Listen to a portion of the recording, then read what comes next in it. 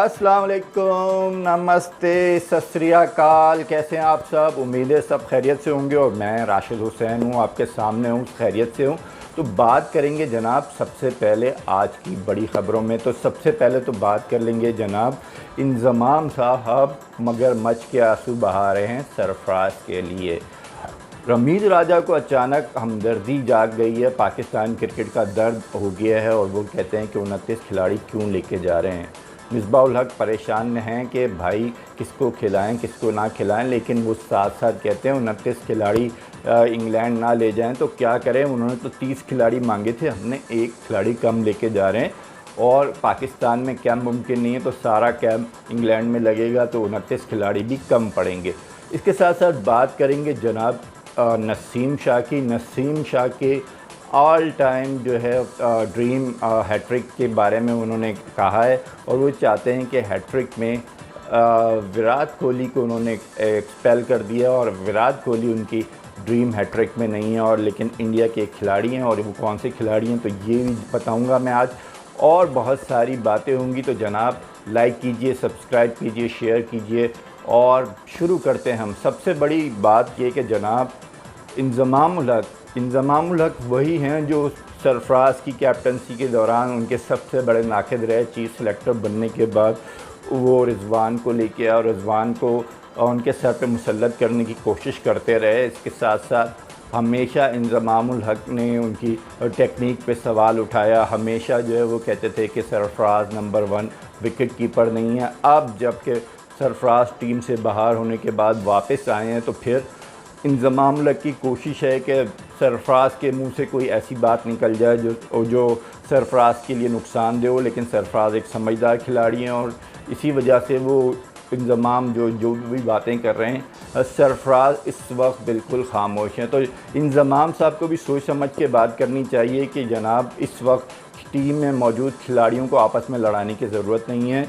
सरफराज किस नंबर का खिलाड़ी है, सरफराज कैसा खिलाड़ी है, पूरी दुनिया जानती है। रिजवान के बारे में भी पाकिस्तान के लिए खेलते हैं और जो खिलाड़ी पाकिस्तान के लिए खेलता है उसकी इज़्ज़त होनी चाहिए, उसका एहतराम होना चाहिए। रिजवान ने भी कई अच्छी इनिंगें खेली हैं और सरफराज की कैप्टनसी में पाकिस्तान काफ़ी आगे गया है। लेकिन एक सीनियर कैलिबर का खिलाड़ी जो पाकिस्तान का कप्तान भी रहा, जिसने कप्तानी छोड़ने के लिए पाकिस्तान क्रिकेट बोर्ड से पैसे भी लिए, रिटायरमेंट पे ठीक ठाक कैश भी लिया, उसके बाद जनाब वो पाकिस्तान क्रिकेट का में चीफ सेलेक्टर रहे, कोचिंग की कोशिश करते रहे, लेकिन मसला ये कि जो काम उनका करने वाला होता है इंतज़ाम का वो करते नहीं हैं और जो नहीं होता वो करने की कोशिश में लगे रहते हैं। जब वो चीफ सेलेक्टर थे तो सारी उनकी कोशिश बैटिंग कोच बनने के लिए थी और वो हमेशा मिकी आर्थर के काम में अड़ंगा करते थे और मिकी आर्थर ने कई दफ़ा बोर्ड से इसकी शिकायत भी की कि जनाब इंज़माम उनकी प्लानिंग को ख़राब कर रहे हैं। खिलाड़ियों के दरमियान वो आ जाते हैं और खिलाड़ियों को उल्टी सीधी टेक्निक सिखाना शुरू कर देते हैं। वो एक एक्सपर्ट कोच हैं, इसके साथ साथ उनके पास फ्लावर थे, तो उनका कहना था कि वो जो प्लान कर रहे हैं इंज़माम उनके प्लान से हट के खिलाड़ियों को समझाते हैं, जिससे टीम का माहौल ख़राब हो रहा है। लेकिन इंज़माम चीफ सेलेक्टर होते हुए भी मिकी आर्थर और कोच का काम में मुदाखलत करते रहे। फिर ज़ाहिर सी बात है उनकी छुट्टी होगी और मिसबाह-उल हक को 3 ओहदे दे दिए गए। लिहाजा मिसबाह-उल हक के 3 ओहदे भी इंज़माम को बिल्कुल पसंद नहीं आए और वो हमेशा इस पर क्रिटिसाइज़ करते रहे। फिर बोर्ड ने अपना फ़ैसला तब्दील किया और यूनुस खान को जनाब बैटिंग कोच बनाया। तो वो कह रहे हैं कि अब इंज़माम इस पर भी तनकीद कर रहे हैं। मसलन किसी हाल में इंज़माम ने खुश नहीं होना पीसीबी के किसी फ़ैसले की को मुझसे मुतमईन नहीं होना जब तक उन्हें बोर्ड में कोई ओहदा ना मिल जाए। तो इंज़माम इस दफ़ा यूनुस खान से भी नाराज़ हैं और वो ये कह समझते हैं कि यूनुस खान की आने से फ़ायदा तो होगा, लेकिन जनाब इतना बड़ा जो है कोचिंग स्टाफ वो ख़तरनाक होगा। एक वक्त था जब एक बंदे को 3 ओहदे दिए थे, इंज़माम उस पर भी खुश नहीं थे। अब 14-15 रुकनी आपने कोचिंग स्टाफ बना दिया है तो इंज़माम इस पर भी खुश नहीं है। आखिर इंज़माम को खुश करें पीसीबी या क्रिकेट पे तवज्जो दे, तो मेरे ख्याल से पीसीबी को क्रिकेट पे ही तवज्जो देनी चाहिए।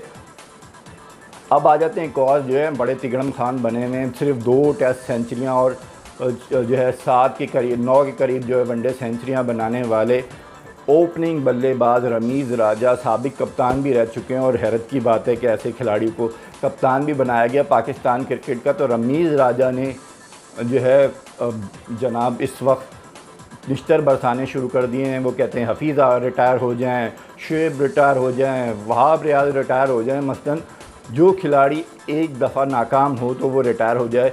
तो आप अपने कैरियर में बैड पैचेस देखें रमीज़ राजा साहब, आपके कैरियर में कम से कम 15 बैड पैचेस आए और 15 बैड पैचेस में आपको बचाया गया क्योंकि आप स्मार्ट थे, क्योंकि आप हैंडसम थे। और यही वजह है पाकिस्तान क्रिकेट में कि पाकिस्तान क्रिकेट में हैंडसम और स्मार्ट को ज़्यादा अहमियत दी जाती है। अच्छे खिलाड़ी जैसे आसिम मुश्तबा थे, जैसे दीगर खिलाड़ी थे, उनको इतनी अहमियत नहीं दी जाती। बासित अली थे आपके, लेकिन आप हैंडसम और स्मार्ट को तवज्जो दे रहे थे। हैंडसम और स्मार्ट खिलाड़ी होने की वजह से आप खेल रहे थे टीम में। तो हैरत की बात है आपने क्या किया पाकिस्तान क्रिकेट के लिए। आप चीफ एग्जेक्टिव भी रहे, आपने कई अहम ओहदे भी लिए और आप मिकी आर्थर को दे के चले गए। फिर आपने मिसबाउल हक की सिलेक्शन पे जनाब अहम किरदार अदा किया और अब जब मिसबाउल हक पाकिस्तानी क्रिकेट को लेके चल रहे हैं तो आपको उनसे भी तकलीफ़ होगी और आप तब्दीली चाहते हैं। मसलन सेट नहीं होने देना चाहते रमीज़ राजा पाकिस्तान क्रिकेट को। तो ये एक हैरत अंगेज़ बात है। रमीज़ राजा आखिर चाहते क्या हैं? रमीज़ राजा ये चाहते हैं कि फ़खर ज़मान वापस ना आए। रमीज़ राजा ये चाहते हैं कि उमर अकमल वापस ना आए। रमीज़ राजा ये चाहते हैं कि अम्माद भट्ट को सेकंड चांस ना दिया जाए। रमीज़ राजा रोमान रईस के ख़िलाफ़ हैं। रमीज़ राजा जनाब सरफराज के ख़िलाफ़ हैं। रमीज़ राजा रिजवान को भी पसंद नहीं करते।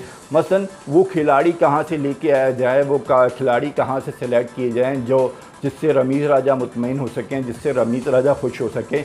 तो मेरे ख़्याल से रमीज़ राजा को इस वक्त सिर्फ तनकीद की आदत है, क्योंकि पाकिस्तान क्रिकेट पर तनकीद करेंगे तो ज़ाहिर सी बात है लोग खुश होंगे और इंडियन क्रिकेट पर तनकीद करते हुए उनको मौत आ जाती है और वो खामोश हो जाते हैं। तो ऐसी हरकतें नहीं करें। आप बड़े खिलाड़ी हैं, आपको इस पर तवज्जो देने की ज़रूरत है। तो हम बात करेंगे जनाब आज नसीम शाह पे भी और इंडियन क्रिकेट पे भी। तो इंडियन क्रिकेट की सबसे बड़ी ख़बर ये है कि केएल राहुल कहते हैं कि इस वक्त उनका फोकस कैप्टनसी पे है और वो इंडियन टीम की कैप्टनसी करना चाहते हैं। और इस वक्त जब इंडियन टीम में बहुत मुकाबला सख्त है, रोहित शर्मा मौजूद हैं, इसके साथ साथ धवन के बारे में भी कुछ राय ऐसी है कि वो शायद मुस्तकबिल में किसी कैप्टनसी रोल में फ़िट हो सकें।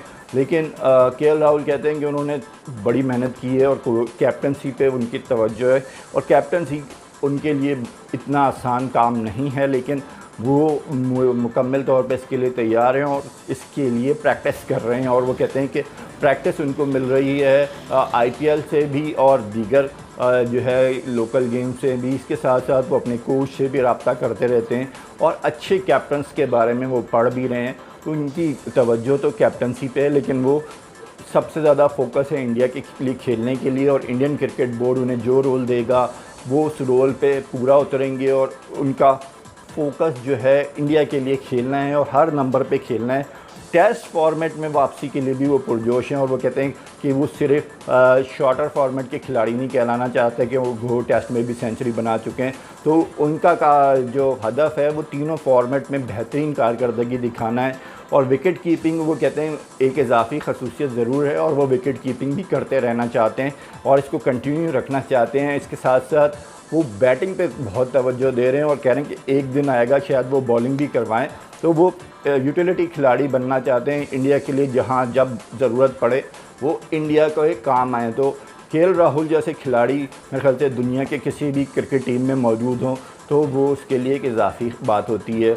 मिसबाह उल हक कह रहे हैं कि जनाब 29 खिलाड़ी मुझे मिलें और 29 खिलाड़ियों में वो सिलेक्शन कर रहे हैं और 29 खिलाड़ियों के साथ ही वो तवज्जो दे रहे हैं और हर खिलाड़ी पे इस वक्त पूरी तवज्जो है। इस वक्त हर खिलाड़ी पे उनकी नज़र है और ये जो 29 खिलाड़ी हैं ये पाकिस्तान के बेस्ट स्क्वाड हैं और दस्तयाब स्क्वाड है। आपके जो खिलाड़ी इस वक्त शामिल नहीं हुए यकीनन अगली सीरीज़ में शामिल होंगे और ख़ासूसी तौर पे हर खिलाड़ी का एक डेटा बनाया जा रहा है। इनकी केस सिलेक्शन के ज़माने में उनके रीजनल कोचेस से भी बात की जा रही है। तो कुछ खिलाड़ी जिनके बारे में बहुत सारे बड़े बड़े नाम बातें कर रहे हैं, उनकी फ़िटनेस तो देखिए, उनके जनाब मसाइल हैं फ़िटनेस के, उनके मसाइल हैं कुछ ख़ानदानी। तो इसी वजह से कुछ खिलाड़ियों को सिलेक्ट नहीं किया गया। ऐसा नहीं है कि कोई भी खिलाड़ी पीसीबी की नज़र से या उनके सिलेक्शन की नज़र से या उनकी सिलेक्शन कमेटी की नज़र से दूर है, हर खिलाड़ी पे उनकी नज़र है।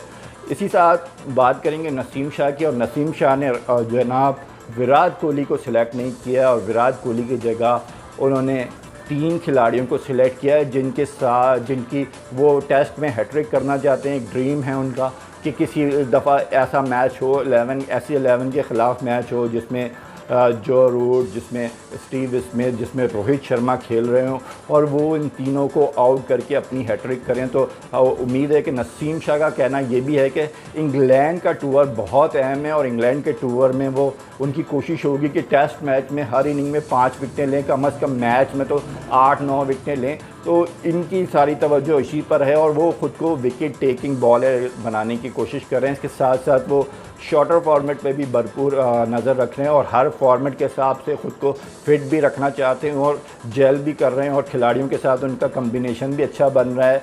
शाहीन शाह अफरीदी और नसीम शाह दोनों जनाब बहुत कंबाइन होकर प्लान कर रहे हैं, तो इससे पाकिस्तानी टीम को भी फ़ायदा होगा और शाहीन शाह अफरीदी भी जो है ज़्यादा से ज़्यादा विकेट लेने की कोशिश कर रहे हैं। तो मेरे ख्याल से नसीम शाह का अगर प्लान कामयाब होता है तो पाकिस्तान को 1-2 मैचेस में जीत मिल सकती है और हम उम्मीद करेंगे कि पाकिस्तान के नौजवान बॉलर और उनके साथ सीनियर वहाब रियाज, सुहेल खान होंगे, अब्बास होंगे। तो ऐसे मौके पे पाकिस्तान के नौजवान खिलाड़ियों को बहुत कुछ सीखने का मौका मिल सकता है और नसीम शाह इस मौके से फ़ायदा उठाएँ और शाहीन शाह अफरीदी भी इस मौके से फ़ायदा उठाएँ तो ये पाकिस्तान क्रिकेट के लिए अच्छा होगा। क्योंकि सीनियर्स के साथ जब आप बॉल कराते हैं, सीनियर्स के साथ जब आप ड्रेसिंग रूम शेयर करते हैं तो इसका आपको फ़ायदा होता है। तो जूनियर खिलाड़ियों को इस वक्त सीनियर्स को अहमियत देनी चाहिए और उनसे जितना सीख सकते हैं उतना सीखना चाहिए। आज के लिए मेरे ख्याल से इतना ही काफ़ी है। कल हम फिर मिलेंगे और बहुत सारी बात करेंगे। अपना और अपने जानने वालों और अपने इर्द गिर्द के लोगों का ख्याल रखें। उस वक्त तक के लिए मुझे इजाज़त दीजिए। अस्सलाम वालेकुम, नमस्ते, सत श्री अकाल।